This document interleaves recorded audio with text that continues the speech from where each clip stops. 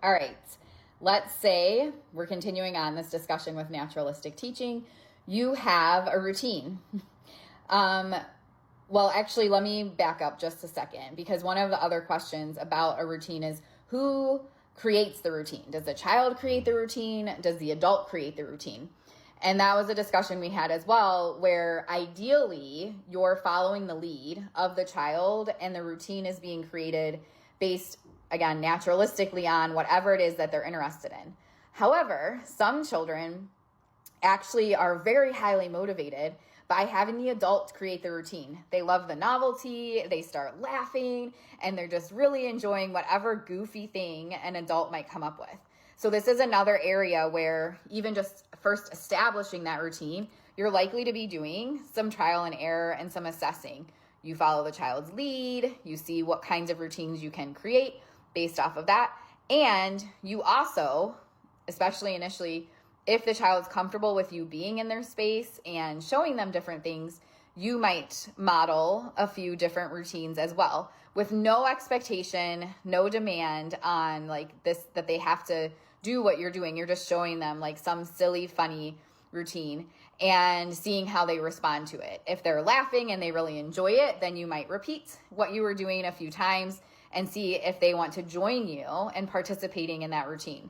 If they're not really, they're just kind of looking at you like, what are you doing? Then you're probably going to move on and try something else. So that's, two things to think about when looking at establishing a routine. So now let's say you have the routine established. A lot of times people want to know, like, what's next? What's the point of even having a routine? What skills are we working on? All of that kind of stuff. There's so much, like I could spend hours talking about this, but the one thing that I really want people to think about for this is how the child is engaged when you're doing the routine. What does that look like?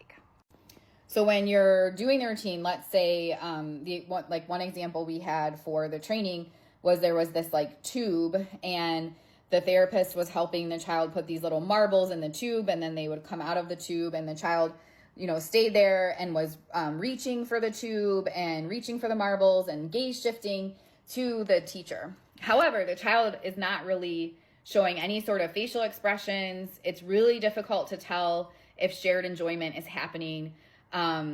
He definitely seems to enjoy the object and the activity, but it's not clear that there's a qualitative component in terms of interacting with the therapist around this routine and this activity.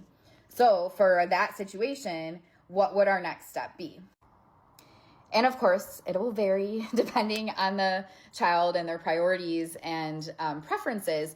But generally speaking, a lot of times people will see a child engaging in, okay, they're staying here, they're doing their routine with me, they're reaching, they're gaze shifting, and they want to complicate things. They want to try to move on, and maybe they'll try to do more like requesting or just increase the expectations and the demands for the child around that routine. But my suggestion would be to try to see if you can get a little bit more excitement and enjoyment, especially that shared enjoyment, happening first, because you have something that the child enjoys. Clearly, they're staying with you, they're reaching for the stuff, so they like the items, but can they like you too?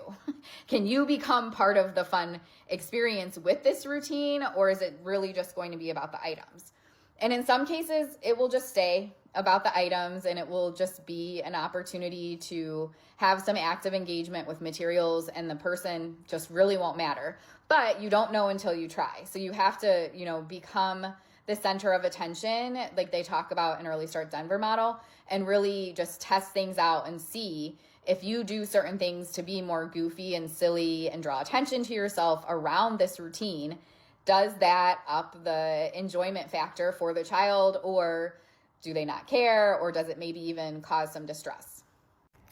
So how do we do that? You could do things by making silly noises. You could try putting the marbles in really slow, putting them in really fast, having them come out really slow, having them come out really fast. You could try holding the tube up high, holding the tube down low. You could try like moving the tube around like the child has to try to get it type game. So there's a ton of different things that you could try to do to see, like, can I by my interaction with this routine, make this a more enjoyable experience for the child? Or if I start doing all of these things, are they like, no, thank you. I no longer would like to do this activity.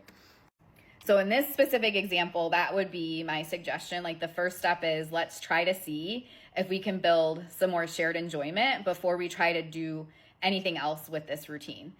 In the next video, I'll talk about, well, what happens if you don't build more shared enjoyment?